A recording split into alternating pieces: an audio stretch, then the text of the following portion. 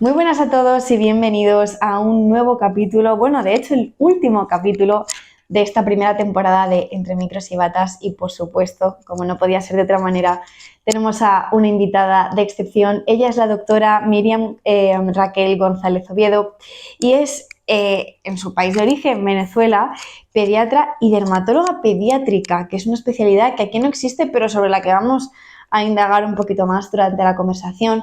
Aquí en nuestro país tenemos la suerte de contar con ella como médico general y ha unido dos ámbitos que parece que no tienen mucho que ver, pero todo lo contrario, están muy unidos, como son la medicina y la comunicación. Ella es, de hecho, licenciada también en comunicación social con especialización en salud y desarrollo social.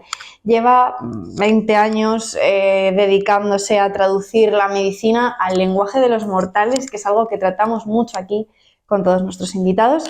Y bueno, esta pasión le ha llevado a lanzar su canal de YouTube De Piel a Piel. Todo juntos, os dejamos el enlace a los que estéis viendo este vídeo en YouTube en la cajita de información. Así que vamos a hablar de salud infantil, vamos a hablar de bienestar adolescente, ¿no? Esa etapa tan complicada también la vamos a tratar. Y por supuesto de lo que la piel de los más jóvenes pues dice de ellos y cómo podemos empezar a cuidarla desde la infancia. Así que Miriam, sin más dilación, es un placer tenerte aquí hoy. Igualmente, encantada. Gracias por la invitación. Gracias a ti por estar con nosotros. Bueno, Miriam, normalmente a nuestros invitados, para empezar a abrir boca, les preguntamos cuál es su paciente inolvidable. ¿A qué nos referimos con esto? Sabemos que en tu dilatada trayectoria tendrás miles de anécdotas, pero siempre nos gusta que nos contéis una o dos que os hayan calado especialmente, bien porque sean divertidas, bien porque sean emocionantes, bien porque de alguna manera os hayan dejado huella. Así que, ¿cuál sería tu paciente inolvidable?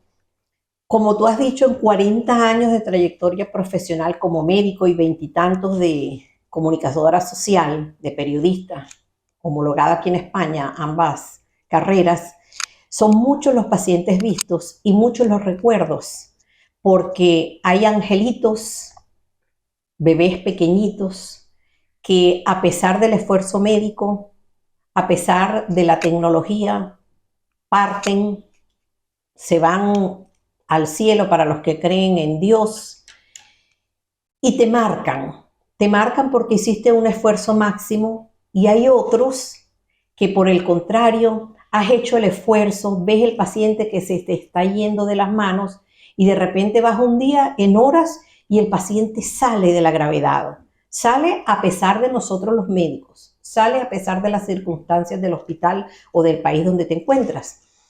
Y tú dices, aquí tiene que haber algo más. Eso te marca el pacientito que se sonríe, al bebé recién nacido incluso que está en una terapia, en una incubadora y te acercas y le pones la mano y él por reflejo, porque no es que esté consciente de que esa es Miriam Raquel que me está viendo y vamos a saludarlo, pero te coge el dedo, aprieta por ese reflejo de presión de que tiene el bebecito y tú sientes, a ti el alma se te emociona, pero también sufres cuando ves pacientes que tú has hecho lo imposible y precisamente por ese entorno social donde se está desenvolviendo, ves que a medianoche llega la madre que a lo mejor trabaja en la calle como dama de compañía y el paciente ya lo has rescatado de una gastroenteritis, una diarrea, vómito, fiebre, un paciente desnutrido, caquético, sabes, demasiado, que no tiene carnecita, por la desnutrición, casos te estoy hablando concretos que me vienen a la memoria en este momento, y de repente llega la madre a medianoche, le permiten entrar y se trae una hamburguesa o se trae algo para darle al niño, porque es su motivación como madre. Pero a nosotros, imagínate cómo nos queda el alma al ver que el niño retrocede en ese proceso, pero cómo manejar a esa madre que por ese amor, entre comillas, pero en su inocencia, pudiéramos decir, de conocimiento médico, por querer brindarle algo al nené, nos entorpece. Eso nos pasó, eso es un chico que nos marcó porque nos había costado tanto sacarlo, eso es muy gradual, muy poco a poco, y luego de buenas a primeras, pues el niño echó para atrás y nos dimos cuenta que era la madre. Eso fue un trabajo de todos porque hay que trabajar ese binomio. Y tengo una anécdota hablando de piel a piel, hablando de dermatología. Yo tuve la oportunidad de formarme en un hospital donde veíamos de 0 a 100 años e incluso en la morgue, que es el Hospital Miguel Pérez Carreño de los Seguros Sociales en la ciudad de Caracas. Y allí hicimos el posgrado de dermatología pediátrica. Íbamos también al Hospital José Manuel de los Ríos, que es el famoso hospital de niños, otrora famoso hospital de niños de Caracas, un hospital que era referencia, y eso me permitió ver adultos, formarme viendo adultos, y creé o fundé el Servicio de Dermatología General Infantil en el hospital, en la región donde yo regresé a trabajar, que es el estado Aragua, en Venezuela. Un día se presenta un chico ya adulto y era, por cierto, de la visita médica, era un visitador médico de una reconocida empresa transnacional. Y me dice: doctora, vengo a la visita, pero yo quisiera que me examinara, que me viera una lesioncita. Le dije: bueno, perfecto, dile a la secretaria, apúntate y vamos. Me dijo: no, doctora, solamente que me vea la lesión, la tengo aquí. Y le digo yo: pero es que la medicina, la dermatología que yo aprendí con mis profesores, que les agradezco que me hayan formado de esa manera, es que si tú tienes lesiones de piel, yo debería verte íntegramente. Y tenía un profesor de pediatría que decía: que no se te vaya ningún niño sin que revises todos los orificios, porque a lo mejor ahí está la respuesta para tú canalizar el diagnóstico. El caso es que el chico insistió que no se quería dejar ver, que solamente que le dijera, y se abre los botones de la camisa. Recuerdo que iba de corbata, blanco, un chico guapísimo, joven, así como estos dos que tengo yo aquí enfrente, y me enseña, y era una pápula, un puntito, así como la cabeza de un alfiler, de esos alfileres que son gorditos, de colores, Sí. roja. Y yo recuerdo que me vino a la cabeza sin pensar en nada, porque el chico, bello, un muchacho agraciado, le digo yo: mira, es muy difícil para mí darte máxima una opinión diagnóstica y decirte qué vas a hacer, porque el paciente no solamente consulta, sino que quiere una respuesta, quiere un tratamiento. Le digo: mira, eso puede ser desde un nebus rubí, es decir, un lunarcito que llaman, sobre todo las personas mayores, que es donde salen un lunarcito de sangre, entre comillas, un nebus rubí, o puede ser hasta un sarcoma de Kaposi. Sarcoma de Kaposi es una manifestación ya en casos extremos de la infección por el virus de inmunodeficiencia humana, el HIV o VIH, en la fase de SIDA. El caso es que, como unos meses después, mi servicio de dermatología general infantil quedaba frente al servicio de infecciones de transmisión sexual. Y la jefa de ese servicio, colega de paso llamada Raquel, me dice: Raquelita, ven aquí para que comentarte un caso. Y el caso era este chico ingresado ya con un SIDA, un síndrome de inmunodeficiencia adquirida por VIH, en fase terminal. O sea que ese puntito rojo debió formar parte en ese momento de otras características, y lo más probable es que tuviera en otras partes, pero el diagnóstico no se pudo hacer.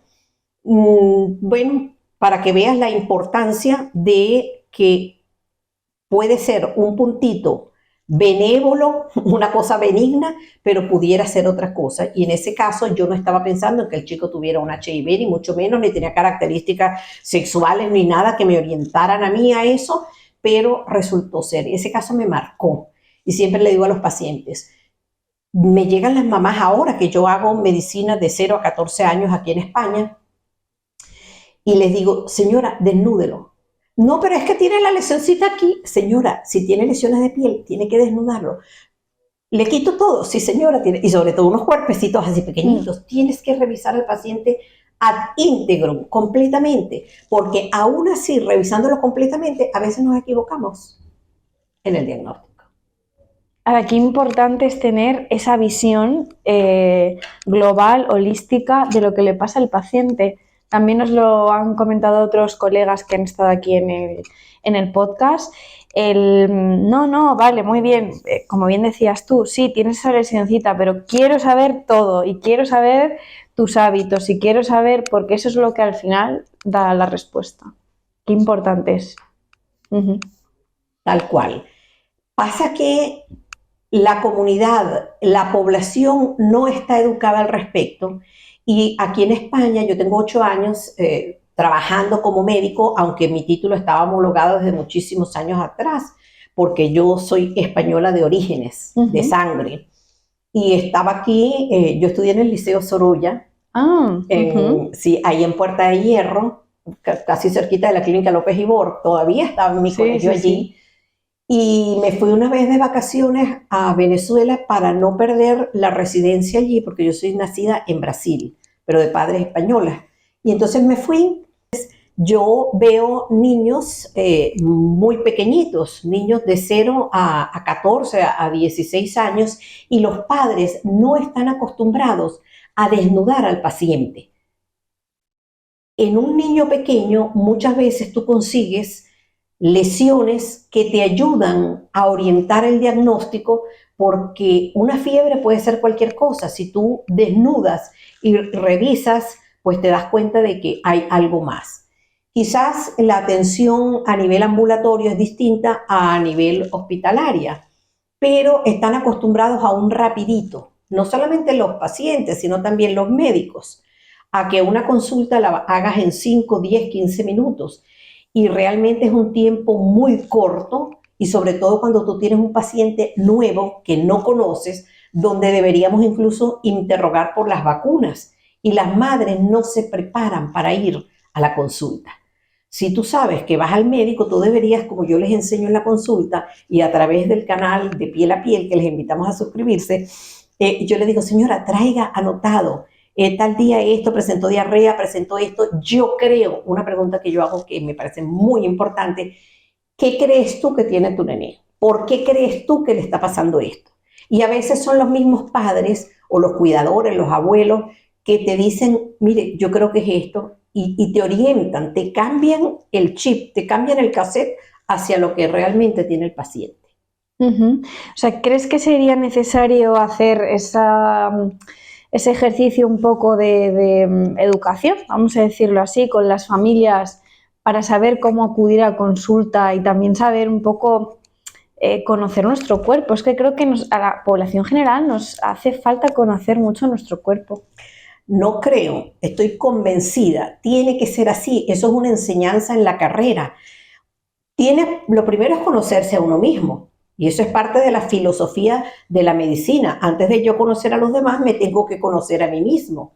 Eso lo decía Sócrates, hablando de la filosofía médica. Entonces, tú te consigues con padres que no solamente no conocen la anatomía, y aquí me estoy refiriendo al área genital, o les da grima. Dicen, ay, no, doctora, es que yo no lo veo, eso que lo vea el papá, cuando estamos hablando de los órganos genitales masculinos. No, es que yo no lo reviso, que lo revise el papá, o al contrario, lo de las niñas. Y las sorpresas que te llevan muchas veces es que tú le preguntas a la mamá, y muchas veces te digo con muchísima frecuencia, y lo comentamos porque nosotros todos estamos en chat, el chat de los pediatras, de los infectólogos pediatras, de los dermatólogos. Entonces a veces comentamos casos precisamente para ayudarlos. Y la mayoría te dice, no, pero es que le preguntas a la mamá cómo está haciendo la caca, como se dice aquí en España, cómo defeca, cómo son las deposiciones, porque si no le hablas de caca a veces no te entienden. Que eso es algo que me ha llamado también muchísimo la atención, que no llaman las cosas por su nombre. Y te dice, la mamá voltea a una criatura de 3 años, de 4 años, y le dice, mira, ¿hiciste caca hoy? ¿Desde cuándo no haces caca? A una criaturita. Y entonces yo las miro y me dicen, ay, doctora, lo que pasa es que ya le gusta ir solo y no le gusta que entre al baño. Eso es insólito. O sea, tú tienes que ir de la mano de tu bebé.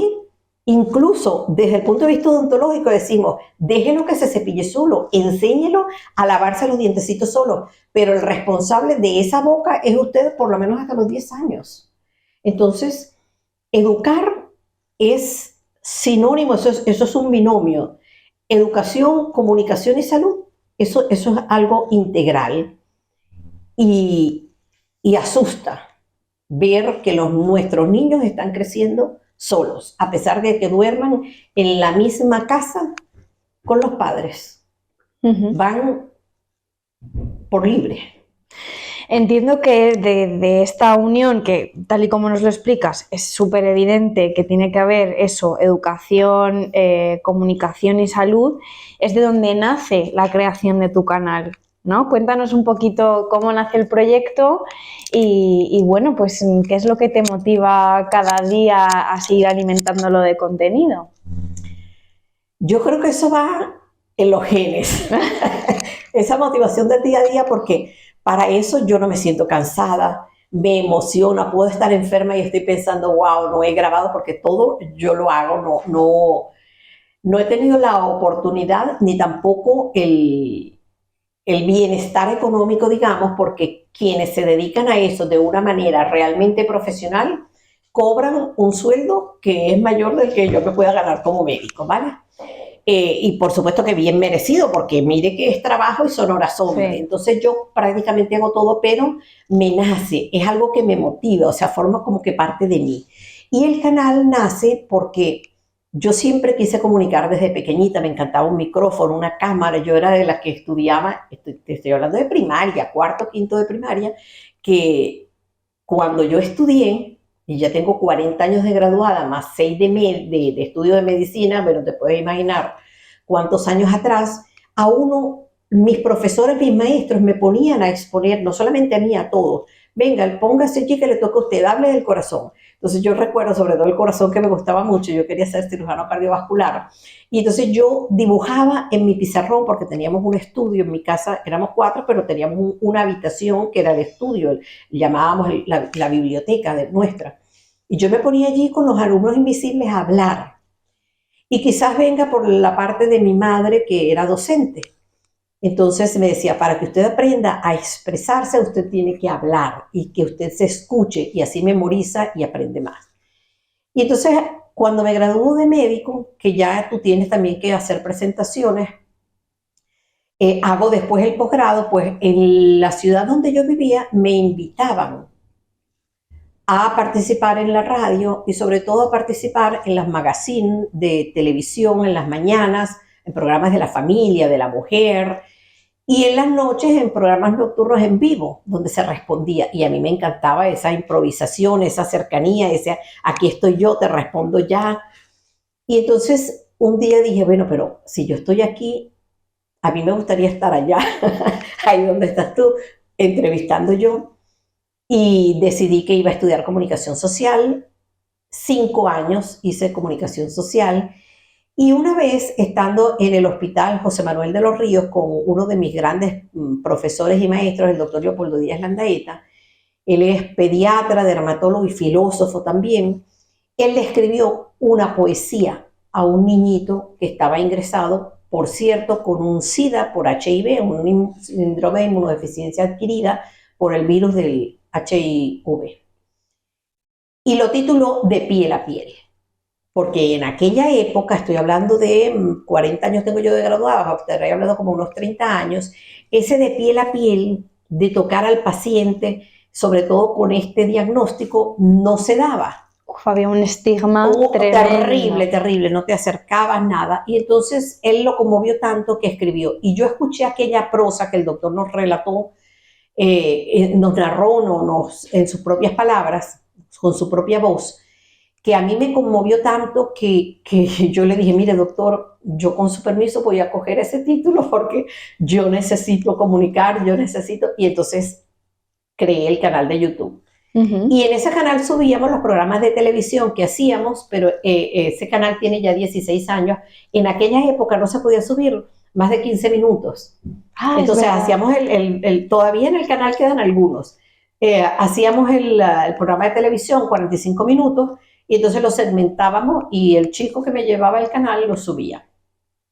Cuando nos toca la pandemia, gravísimo, sobre todo lo que nosotros vivimos aquí en España, ese encierro tan horrible, me sentía asfixiada. Y yo decía, no, yo tengo, por algún sitio tiene que salir. Y ya yo pertenecía aquí al grupo de periodistas, yo tengo el título reconocido, homologado también aquí en España, como aquí es periodista, allá es comunicación social. Y entonces yo estoy aquí en un grupo de periodistas venezolanos en España, Venezuelan Press. Y nos motivaron, ¿sabes?, a empezar a escribir, a decir o algo. Y yo dije, no, yo voy con mi canal. Y lo retomamos. El canal seguía estando allí. Y quedaban como 9 inscritos en el canal.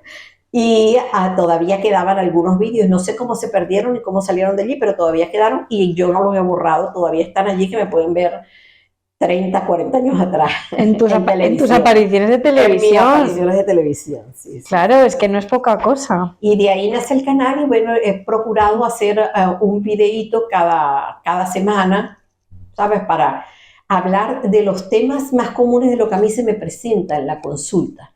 Pero hay ocasiones en que en el mismo canal la audiencia te dice, doctora, hábleme de tal tema. Y entonces, bueno, complazco en ese sentido a la audiencia que se supone que está motivada en escucharlo.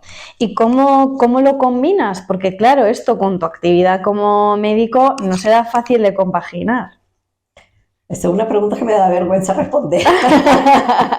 Porque entramos en el plano de predicar y aplicar. Entonces, los médicos que hacemos muchas otras cosas, para poder hacerlo, si usted nos ve que estamos todo el día trabajando en la consulta o haciendo las guardias, tiene que entender que tomamos horas de nuestro tiempo personal y de nuestro sueño, cosa que no les recomendamos a ustedes, para invertirlo en las producciones personales o en esos hobbies que nos llenan el alma, pero que también nos satisfacen. Entonces son muchas horas. Estoy procurando cambiar el ritmo porque la edad va haciendo que te vayas dando cuenta de que el organismo es vulnerable más de lo que nosotros pudiéramos en algún momento sospechar. Y entonces estoy tratando de dormir un poquito más y levantándome, el despertar un poquito antes para poder producir. Pero son muchas horas para uno montar allí 20, 30 minutos en la edición sobre todo, porque hacerlo en media hora lo haces. Pero editar... No, y también preparar previamente el tema de que se va a tratar, entiendo. Bueno, es muy distinto inventar o hablar sobre algo que es el peligro de las redes, hablar sobre algo que tú no has visto. Yo no hablo de lo que no haya vivido, de lo que no haya tenido experiencia. No quiere decir que yo toque un tema y sea la más experta en ello, pero de que he visto los pacientes y los tengo fotografiados y tengo mi archivo y los he vivido. Obviamente, yo nunca hago nada, es más, son mínimo 2, 4, 5 horas o más de revisión de las últimas publicaciones. Ahora que tenemos estas tecnologías de la información, esta era nueva digital, la inteligencia artificial, pues obviamente que es muchísimo más fácil tú conseguir la actualización, entre comillas, somera, muy superficial, de los temas, sobre todo para cuando vas a hablar con el público. Pero yo no me presento con un tema que yo no haya visto realmente, por eso las imágenes que aparecen son mis fotografías, es mi diseño, todo es hecho en casa. Nos comentaba hace unos cuantos episodios el doctor Villa, que también es pediatra, que claro, él notaba que ya venían muchos padres a consulta.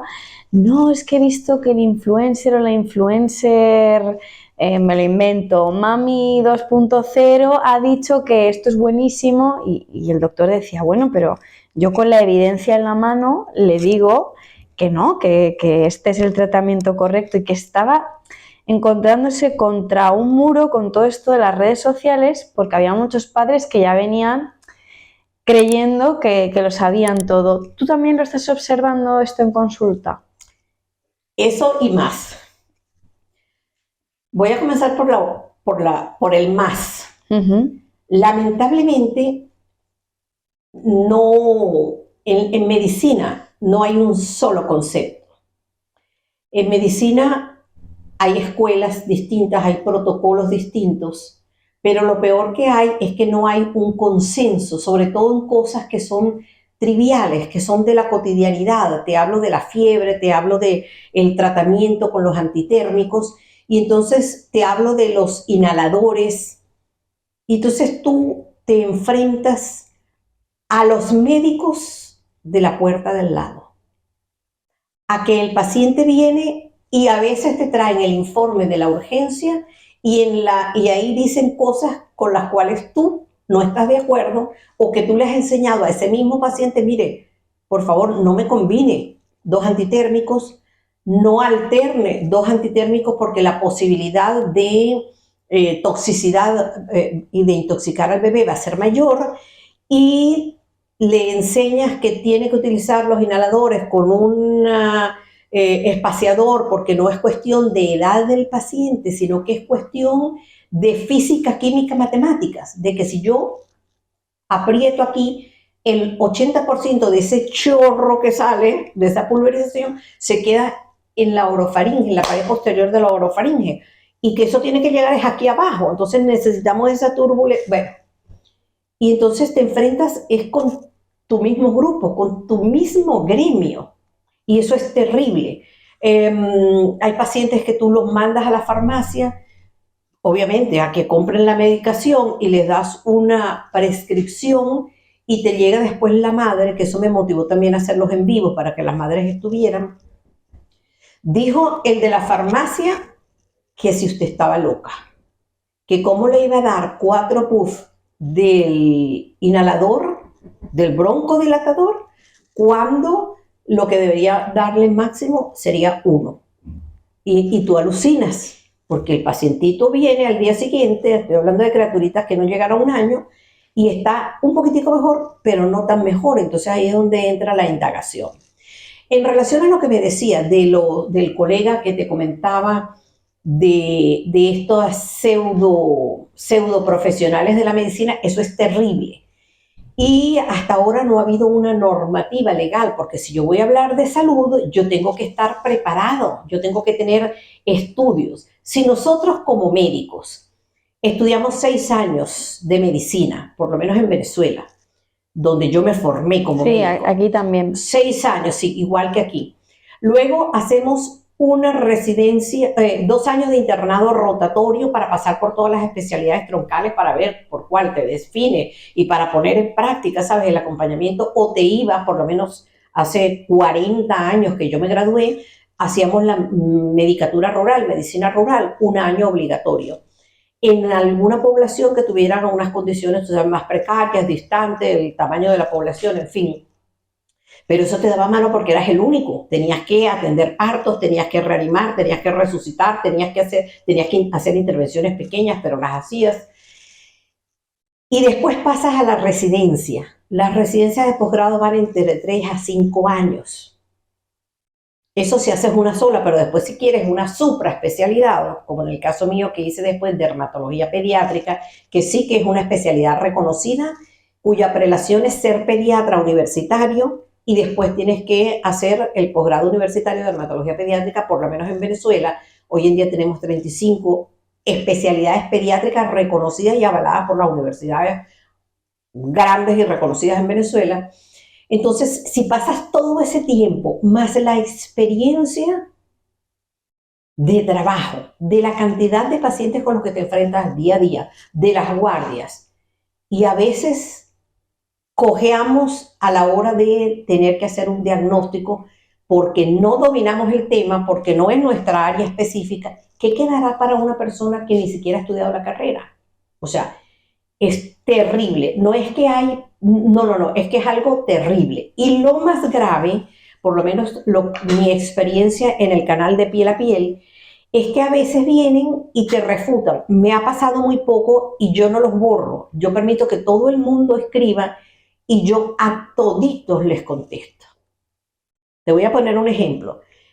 En el canal yo hablo, ahora que estamos en verano, pero llevo varios veranos en que me sumerjo en mi piscina y les enseño que tú para entrar al agua antes deberías ducharte, pero no es como aparece, ¿sabes? Que salen, se meten así, que está frío y pasa. No, es lavarte el ano. Es ir a la piscina, como dicen aquí, con el Q bien lavado. Pero en la ducha de tu casa. En la ducha de tu casa. Ah, vale. Óyeme, en la ducha de tu casa, pero la mayoría no vienen de la ducha de su casa, vienen directo del colegio, vienen de donde sea. Entonces yo considero que esos espacios deberían tener algo como, pero mira, abre el bañador y deja que entre el agua, que el agua es capaz de barrer el 80% de la mugre que tenemos en el cuerpo, los moquetes, todo. Entonces yo, ahí en el canal, hay el agua de las piscinas, cómo vienen, y es la patología que vemos, epidemiológicamente hablamos, las enfermedades por las cuales ustedes consultan ahora por su niñito, es la otitis, sobre todo la otitis externa, es el impétigo, las lesiones de piel, son las lesiones a nivel de los piececitos, todo que tiene que ver con la intemperie, el agua de la piscina. Y eso viene porque porque no nos hemos limpiado correctamente antes de sumergirnos en la piscina. No te estoy aseverando que sea por lo único, pero cuando tú preguntas, ¿se está bañando en piscina? Sí. O en la piscina pública o en la piscina de casa. Pero si es que la piscina se higieniza, se esteriliza, se trata. Una cosa es tratar y otra cosa es que no tengas posibilidad alguna, porque eso destruye algunos gérmenes, pero no lo puede destruir todo, porque si no sería bañarte en un químico que no pudieras meterte en el agua. So pena de que si yo estoy aquí y yo me orino o me defeco o tengo eso pegado allí porque no tengo las normas de higiene que debería ser lavarte cada vez que orinas con agua pura o lavar con agua y un sustituto del jabón cuando defecas, que es el deber ser de todos, no del bebé recién nacido, sino de todos, no son las toallitas. Y si quieres de eso lo profundizamos más adelante. Sí, por favor, porque veo que lo hago todo mal. Me encanta, me encanta. Bueno, entonces, cuando yo estoy aquí y me hago pis u orino o cojo el buche de agua, como hacen los niñitos, y lo lanzan al otro, todos los microbios, todas las bacterias, o el que tenía diarrea hasta el día de ayer y viene hoy y lo meten y lo sumergen en la piscina, o la mamá que le cambió el pañal al bebé a la orilla de la piscina, o el que tú estás chequeando y tú dices, mira, aquí está Pedro, Jacinto, José, Rosario, entró a la piscina hace más de una hora y esto no ha salido de aquí, tiene 3 horas y no ha salido de aquí. ¿Dónde crees tú que hizo pis? En la piscina. El que tiene la otitis externa se está duchando ahí y está dejando, el que tiene los moquetes está dejando allí todas esas bacterias. Y si yo estoy aquí al lado tuyo, mientras esos gérmenes salen, pasan minutos para que se destruya. Ojo, habiendo bacterias como el Clostridium, que no va a desaparecer, necesitas días, 7 días por lo menos, para desaparecer y concentraciones muchísimo más altas que son perjudiciales. O las conjuntivitis también, van y te dejan todos los gérmenes allí. Y cuando tú le dices a la mamá, mire, tiene conjuntivitis, tiene que esperar que el antibiótico haga efecto, no lo lleve al colegio y ya sabe que no lo puede sumergir en el agua. O mire, tiene diarrea, ya sabe que tiene que esperar un tiempo prudencial después de haber pasado la diarrea, porque eso no es un cierre hermético, y el paciente sigue expeliendo, incluso por años. Los virus enterales pueden pasar 1 o 2 años que siguen excretándose, como el virus que generalmente afecta y produce el boca, mano, pie. Entonces, cuando tú le dices eso al paciente, ¿tú crees que obedece? No, no hace caso. Y volviendo al tema por el cual comenzamos a hablar de las piscinas, tú les pones piscina y mar. Tengan cuidado cuando vayan a las playas, miren que el agua no esté contaminada. Aquí se procura poner las banderines y demás sí, para notificar, pero hay gente que no hace caso de ello y entran. Entonces, esa agua está contaminada y hubo una época en que cuando produje los primeros vídeos al respecto sobre el agua de mar y agua de las piscinas, que me ponían, señora, edúquese, estudie, pero en una forma agresiva, están allí, los pueden ver. Pero qué valor. Sí. Yo bebo agua de mar. ¿Cómo se le ocurre decir? Usted no sé, cosas grotescas. Yo no lo borro, yo, ¿sabes? Entro en alfa, en el eje psico, neuro, inmuno, endocrinológico, el que es psíquico, que no me enferme, y digo, vamos a esperar, voy, leo otra vez, por si acaso yo estoy equivocada, releo, comento con mis colegas y preparo mi respuesta y ahí la van a tener. Tú no puedes beber agua de mar, de esa que está ahí, porque eso está lleno de todo. Por eso es que te cierran las playas, igualito, aunque sean salados. Hoy en día incluso hay bacterias. Y dicen, no, porque es que subió la temperatura a tantos grados. No, hay placas solares donde se han descubierto bacterias que están a tantos grados por encima o a tantos grados por debajo de cero. Y existen los seres vivos.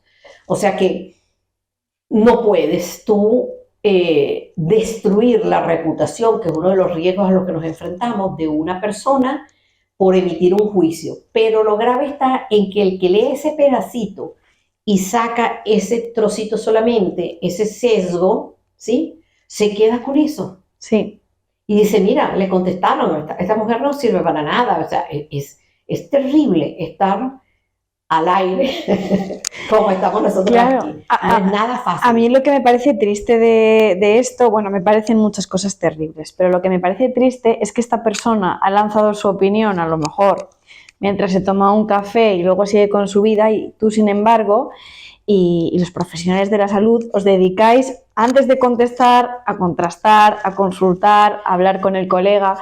Entonces, al final dices, joder, no puede ser que una persona que no tiene ningún tipo de formación ni conocimiento suelte esto aquí y no pase nada, y yo, sin embargo, con toda mi formación y mi trayectoria, aún así consulto antes de contestarte para darte una información veraz. Sí. Eso es lo que me parece tremendo de este Yo incluso asunto. les pongo las referencias de las publicaciones científicas, que no es que lo diga yo, es que tú te vas a la televisión y te dice, esta playa está cerrada por contaminación, es que la cloaca drena allí, es que las aguas servidas están allí. Entonces, es terrible, y más grave aún es cuando te pones a indagar quién escribió, porque eso lo hacemos, por lo menos yo lo hago, cuánto tiempo tiene en las redes. Y cuando lees un poquito más te das cuenta que el comentario va de la mano de la promoción de otro que llama médico, se dice doctor ay o doctor sí, por hablar de mar y de ojos. Y entonces te están promocionando el agua de mar que vende para que tú la tomes. O sea, sí, al final... siempre hay el lado oscuro detrás. Totalmente. O casi siempre. Totalmente. Bueno, hemos abierto un melón tremendo con todo este tema de las piscinas, del mar, y aquí tú tienes mucho que decir porque te especializaste en pediatría, o sea, en dermatología pediátrica, que como bien decías es una especialidad que aquí en España no existe, pero me parece muy interesante porque, claro, los buenos hábitos hay que adquirirlos desde pequeños. Entonces, ¿qué es lo que tú detectas que nos falta como padres y madres a la hora de cuidar la piel de los más pequeños? Fíjate, la dermatología pediátrica como especialidad pediátrica no existe para cursarla como carrera. Pues si tú quieres estar aquí, de hecho, a mí no me la reconocieron porque no existe. Uh-huh. Pero aquí hay servicios y hay médicos que son dermatólogos que llevan los servicios, como el doctor Raúl de Luca en el Hospital de La Paz, Uh-huh. o como el doctor Antonio Torrello, que es el jefe, o por lo menos hasta hace poco, no sé si sigue siendo, el jefe de dermatología pediátrica del Hospital del Niño Jesús. Uh-huh. Y así te puedo nombrar muchos en grandes hospitales con unos servicios que son espectaculares, donde se hace ciencia. Aquí a cada rato estás yendo a un curso, pero la carrera, si tú quieres estudiar aquí como tal y que te den una titulación, eso no existe. Uh-huh. Entonces, la piel que nos cubre, para mí, cada uno alaba su área, pero es el órgano más grande que existe.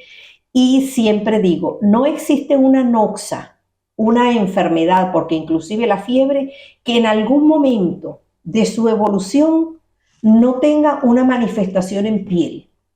Hay pacientes que llegan y te dicen, doctora, es que mire, se puso pálido, o doctora, se puso rojo, o doctora, comenzó a sudar, o doctora, tenía tiritonas, que son la piroerección, cuando los pelitos se paran. Sí. Eso es una manifestación en piel, completamente en piel, la pérdida de calor, la pérdida de agua a través de la piel, y es la fiebre, simplemente fiebre. O sea que todas las enfermedades en algún momento, y sobre todo las infecciosas, tienen alguna manifestación cutánea.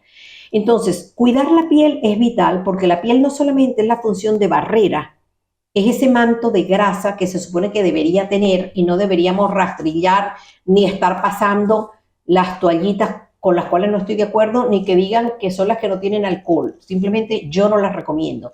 Es el agua pura, el agua así, agua que corra.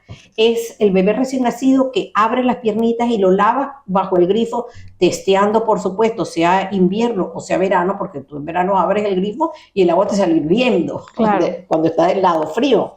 Entonces, testeando para que no vayas a quemar o a maltratar la piel del niño, y laves con el agua que corra. Y siempre pongo el símil. Cuando uno se maquilla, si tú no utilizas, está bien, un desmaquillante de esos buenos que no son agresivos, quitan la mayoría, pero después tienes que utilizar agua y jabón. Agua y un sustituto del jabón. Si tú empiezas a darte y darte y darte, pasa un pañuelito, 2, 3, 7, al final te arden los párpados de tanto limpiarte y todavía quedan restos, a menos que utilices el agua y el sustituto del jabón. En el ano pasa lo mismo. Yo le digo a las madres, haga la prueba, señora, en su casa, defeque y límpiese. Y sobre todo en verano, vaya a los 15 minutos y pase el papel y huela. Aquello es terrible. O si no, mírele la marca de bicicleta en la ropa interior del nené. Ahí hay restos de caca. Mientras que si tú vas, defecas y te lavas con agua y un sustituto del jabón, por eso a mí me parece que el mejor regalo que debería haber en una casa es esa conexión, ¿sabes? Con el telefonito. Ahí, en vez del bidet que tienes que salir caminando al otro sitio, tienes allí, te lavas inmediatamente, y lavarse las manos antes de y después de. Porque los hombres me dicen, doctora, pero antes, sí señor, si usted vino aquí, tocó y allí había el virus del VPH o lo que sea, ¿sí? Usted tocó allí y luego fue y se cogió el pene cuando va a orinar. ¿O no? Es que claro. ¿Sí o no? Sí, Ajá, efectivamente. Si no, es que tiene todo el sentido. Todo el sentido. Entonces, cuando tú lo ves en la casa, ahora que te estás poniendo la mano en la cara, cuando tú lo ves que llegan a la consulta, llegan los niñitos, se sientan, no sé si me veo allí, ajá, se sientan, suben los pies con los zapatitos, ¿vale? Se sacan el moco, algunos miran y comen, que no es que de los mocos ya vamos a hablar. Sí. Ponen la mano aquí, la mamá va y cambia al bebé, que les prohíbo, señora, aquí no, allí tiene un sitio, un cambiador para que usted vaya con calma, lave, y de paso no me deja el pañal aquí ni nada, pero si no, ellas vienen e incluso lo ponen en el mismo el bolso donde traen la comidita o lo que sea, lo ponen allí. Eso es una mezcla de gérmenes, ¿sí? O van al baño, me dicen, doctora, espere un momentito, que le provocó ir al baño, y vienen directo y le digo, ¿se lavó las manos? El niñito mira a la mamá y ya tú sabes que no se las ha lavado. Ya. Entonces vienen de un baño que si hiciéramos un trabajo y pasáramos por allí todo, pues te das cuenta de que aquello está totalmente contaminado. Ponen la mano aquí, o la mamá cambia el bebé, pone la mano aquí, el niño pone la mano aquí, se la lleva aquí, así no empiezan. Lo peor es que ves a la madre. Entonces yo a veces les quiero decir al niño, mira que no te comas, y veo a la mamá, y le pego los ojos a la mamá primero, para que el niño ella también, porque me lo hacen en la consulta. Entonces, educar es básico, pero lo más triste es que se lo decimos y cuando regresan tú ves que no ha pasado nada, seguimos en lo mismo. Sobre todo ahora vemos mucha vulvovaginitis y secreción o flujito, leucorrea, y a través de los orificios naturales no debería salir nada así que chorree. Si aquí chorrean los mocos, es porque tienes una rhinosinusitis. Si te están saliendo las legañas, chorreando algo de los ojos, o tienes una epíforis, que es una lagrimación excesiva, ahí algo está pasando. Si se te sale la saliva, algo está pasando. Tienes una gingivoestomatitis herpética, no puedes tragar o lo que sea. Si tienes leucorrea o tienes una secreción por el pene, ahí algo está pasando. Entonces, es difícil orientar a las mamás, y como decía, ahora que estamos en verano, vienen las niñas con la vulva. Ay, doctora, pero ¿cuánto tiempo tiene? Ya tiene como 3 semanas, pero tú habías acudido a alguna parte. No, doctora, lo que pasa es que yo pensé que era normal que te manche la ropa interior así, eso no es normal. Pero entonces, cuando ves la indumentaria, la ropita con que traen al bebé, el bebé viene amordazado, sea varón o sea hembra, con unos leggings, unos leotardos, unos pantaloncitos de jean que ajustan y les cuesta al niño doblar las piernecitas, o le ponen el calzado antes de que el niño camine, y ojo, que aprendemos a caminar totalmente a los 5 años, mira por dónde voy. Entonces, educación es lo que nos falta, totalmente, no solamente a ellos, sino también a nosotros, muchos médicos, en relación a esa cotidianidad en la casa, a esto, y el espacio en la consulta para que lo cuentes. So pena de que algunos padres no me dicen, cállate doctora, ¿sí? Pero en la cara le notas que están apurados porque vienen por un rapidito. No es que lo traje por tos. O cuando vienen de primera vez, que yo les interrogo todo, le digo, señor, ¿usted usa gafas? ¿Me las está viendo? No, le estoy preguntando si usted usa gafas. Pero es que quien viene a la consulta es ella. Claro. Yo ya le voy a explicar por qué le pregunto, dígame, ¿usa gafas o no? Bueno, sí las usé, lo intervinieron de que, bueno, es que yo tenía hipermetropía, con astigmatismo, con miopía, con no sé cuánto, con ok. Cuando lo intervinieron, ya noto. Y los dejo. No me digan que soy mala. Los pones a prueba, ¿eh? Los dejo allí, porque a veces el otro yo del médico lo que te provoca decir es cambio de médico, pero no lo podemos hacer, ¿sabes? Porque precisamente estamos educando y mi misión es el bebé. Y entonces cuando termino le digo, mire señora, pasa que todos los niños tienen que ir al oftalmólogo, deben ir al oftalmólogo pediatra, porque aunque usted crea que su hijo ve bien, debe acudir. Y si yo le pregunto es porque, fíjese, me dijo que sí y usted ha sido intervenida. Con más razón este bebé, y máxime a la edad que tiene, 6, 8, 10 años, con más razón debe llevarlo. Entonces no es fácil, porque ellos no van por eso, ellos van porque tenía tos. Y si tú te desvías de por lo que lo llevaron, el padre se disgusta. Pero después entonces viene, lo llevé con esa mujer y nunca me dijo nada. O sea, no es fácil ni ser papás, ni tampoco nosotros, en este caso, ser médico de niños. Pero claro, nos hacen, por lo que veo, ya la educación llega a que hay hábitos de todos los días, bueno, efectivamente la palabra hábito así lo indica, que tenemos que cambiar por completo en cuanto a medidas de higiene y cuidado, pero todos, o sea, no solo los padres y los niños, o sea, toda la sociedad, ¿no? Por lo que veo. Hay un vídeo que yo hice sobre el Demodex folliculorum. El Demodex está de moda. Eso es un ácaro, un parásito que vive normalmente en nuestra piel. Pero hay unas personas que tienen mayor, incluso en pediatría, un aumento en la población de estos animalitos y entonces es cuando causa los granos, la rosácea, esa piel roja que se inflama. O la dermatitis seborreica también está implicado, aunque allí va de otros hongos. Entonces cuando tú le preguntas, ¿cada cuánto se ducha? Inclusive los pacientes con dermatitis atópica, que en estos días vi una niña con una dermatitis atópica moderada, severa, cosa que hacía años que yo no veía un cuadro así. Y cuando le preguntas, ¿cada cuánto se ducha? Ah, no, bueno, se ducha una vez a la semana y cada 2 semanas, o algunos te dicen, cada 3 días se lava el cuero cabelludo. Si yo no elimino esa cantidad de gérmenes, como te dije, el agua es capaz de barrer por sí sola el 80% de la mugre y de lo que tú tengas, de los detritos celulares que tú tengas en el cuerpo. Si tú no eliminas con agua y un champú suave, un sustituto del jabón para no barrer ese manto lipídico, ese manto de grasa que deberíamos cuidar y preservar y no eliminar, les decía, con las toallitas, porque eso tiene antibióticos, capsaicinas, oriacinas, integrinas, que son sustancias que te defienden contra la intemperie, además que te mantienen la piel húmeda. Tú vas a tener, no digo yo, empeoramiento del acné, de la rosácea, de todo, porque aumentan las poblaciones. Y cuando hablamos de dermatitis atópica, te dicen, pero es que el especialista me dijo que no. Las cosas van cambiando y vamos evolucionando. Y por eso les digo yo, tienen que actualizarse y actualícense con lo que más saben y mejor. Eso es una de las banderas de este doctor Antonio Torrelo. Mira, si vas a utilizar el corticoide, úsalo como debe ser en las placas de eczema, no te pongas a mezclar, a cambiar, pero entonces se van al médico de la puerta de enfrente que dice otra cosa.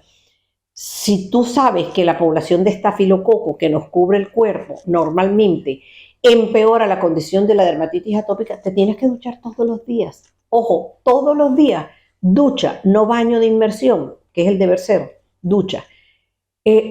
Pero para que el paciente que viene con la tradición de la abuela del vecino y del otro cambiar esos conceptos, esa tradición, ese arraigo familiar, eso es terrible. Me he fijado que haces siempre referencia a un sustituto del jabón. ¿Por qué no el jabón? Los Syndet o Synthetic Detergent o detergentes sintéticos son sustitutos que ayudan a barrer la mugre sin desengrasar totalmente la piel. Porque como te decía, la piel, obviamente, la piel se recupera. Si tú lo dejas, por cierto, eso fue un trabajo de investigación que realizamos sobre el pH de los jabones y otros detergentes y su efecto en la piel infantil que ganó, incluso se ganó aquí en España, nos ganamos el Premio Europeo de Dermatología Pediátrica hace muchos años y también en Venezuela, que demuestra que si tú limpias con esos sustitutos del jabón, puedes eliminar la mugre sin llevarte ese manto ácido. La piel debe tener un pH de aproximadamente 5.5 de pH de acidez. Y cuando tú te bañas con jabones que incluso se promocionan como, te estoy hablando de un trabajo que presenté hace muchísimos años, ¿no? Que se promocionan como de niños, fueron 40 trabajos que hicimos un doble ciego y probamos en la piel, testeamos en la piel de los niños. Esos tenían un pH de 10 y cuando los sometíamos al baño al niño y luego volvíamos a testear el pH, nos dábamos cuenta de que el pH se elevaba casi a lo mismo, por encima de 8. Obviamente, como te digo, la piel, el ser humano tiene un poder y por eso siempre insisto que el mejor medicamento es el que no se manda y lo mejor es esperar la historia natural de la evolución de la enfermedad. La piel tiene un poder y el ser humano de regeneración muy alto. Entonces, obviamente que esto va a volver, pero mientras vuelve, tú puedes ser víctima de que invada. Estar desprotegido. Exactamente, de que al rascarte, sobre todo en los niñitos, sobre todo en el verano, sobre todo cuando estamos expuestos a la intemperie, de que te colonice, de que penetre algún otro germen o que se contamine en algunas otras sustancias o que empeore la enfermedad que a lo mejor tú tengas de base. Entonces, por eso la recomendación es, y ojo con las promociones, porque en ese trabajo demostramos que la mayoría de los jabones que se promocionaban como para niños no eran realmente como decían, o sea, más bien deterioraban la piel. Y recuerdo una anécdota cuando precisamente nos dieron el Premio Nacional de Pediatría en Venezuela, la Sociedad Venezolana de Puericultura y Pediatría, a la cual yo pertenezco, nos otorgó el premio. Recuerdo que hubo una polémica interna, que lo supe yo después, de manos de uno de los maestros que intervino en la discusión, porque para ese momento uno de los jabones que estaba allí, que resultó tener un pH de 10, era patrocinador de la Sociedad Venezolana de Puericultura y Pediatría. Por eso hay que tener mucho cuidado con esos patrocinios, y esto va con todos los jefes y los presidentes de las sociedades, no solamente de pediatría, sino de dermatología y dermatología pediátrica también. Y entonces en la televisión aparecía ese jabón y aparecía el sello avalado por la Sociedad de Pediatría. Estoy hablando de Venezuela. Entonces el trabajo era tan bueno, modestia aparte, que querían darle el primer premio, pero no se atrevían porque estaba ese conflicto, con ¿sabes?, el patrocinador económico con el patrocinador, porque en las televisiones de Venezuela aparecía el jabón. Entonces decidieron lo que debían haber decidido, y por eso yo amo mi sociedad en Venezuela y felicito a todos mis colegas que todavía resisten allí. Quitaron el patrocinio y dejaron de percibir esa gran cantidad de dinero que ayudaba a la industria, porque también necesitamos favorecernos de alguna manera, y nos otorgaron el Premio Nacional de Pediatría con ese trabajo de los jabones. Hombre, nos quedamos tranquilos, porque si al final los científicos, los que estáis constantemente investigando, innovando para mejorar la sociedad en general y más en concreto la salud, pues confiamos en vuestra honestidad, y entonces actos como estos a mí me dan esperanza en las personas. Claro, son reivindicativos, pero son necesarios, porque efectivamente si has hecho un estudio científico con los datos en la mano y aún así se mantiene un patrocinador que con la evidencia no puede estar ahí, pues evidentemente nos deja tranquilos porque sabemos que estamos en buenas manos, o por lo menos queremos pensarlo. Queremos pensarlo así. Bueno, Miriam, ha sido un auténtico placer tenerte aquí. A mí me gustaría que cerráramos la entrevista con algún mensaje que tú mandarías, pues, por ejemplo, a los médicos jóvenes que ahora están empezando su andadura. Aquí ya sabes que hacen el MIR para poder comenzar la residencia. Y no sé qué lección, después de toda tu trayectoria, qué mensaje, no sé qué píldora les darías para animarles en su carrera. La mayoría, el alto porcentaje de los que decidimos ser médicos, lo llevamos por dentro. Yo digo que eso se lleva en la sangre, va con nosotros. De tal manera que el mensaje sería, si usted consigue a un maestro, si usted consigue a alguien estudioso, probo, íntegro, péguese, adhiérase, no se despegue de ese maestro, acompáñelo y por supuesto primero sea el utilitis, ¿sabes? O sea, primero nosotros revisamos, yo hago no sé cuánto, pero no se desprenda de esos grandes señores de la medicina, que hay muchísimos y aquí en España hay gente fenomenal, y no deje de estudiar nunca. Aspire. Si usted puede alcanzar el cielo con la mano, no se quede en la tierra. Estudie y vaya y pida otras opiniones, otras asesorías, sobre todo cuando van a decidir por la especialidad. Eso es muy importante. Primero, vocacional, lo que te nazca.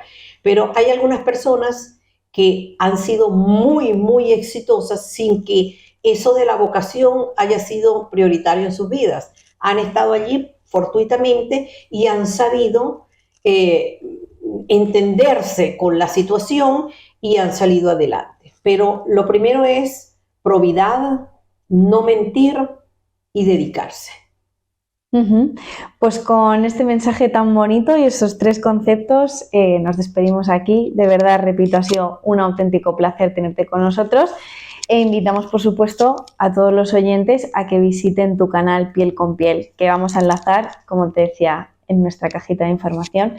Por supuesto, muchísimas gracias a todos los que estáis al otro lado de la pantalla o de los auriculares. Cerramos esta maravillosa temporada de Entre Micros y Batas. Os esperamos en septiembre con la segunda. Así que, sin más dilación, muchas gracias. Yo soy Rosario del Campo y que tengáis un muy feliz verano. Adiós.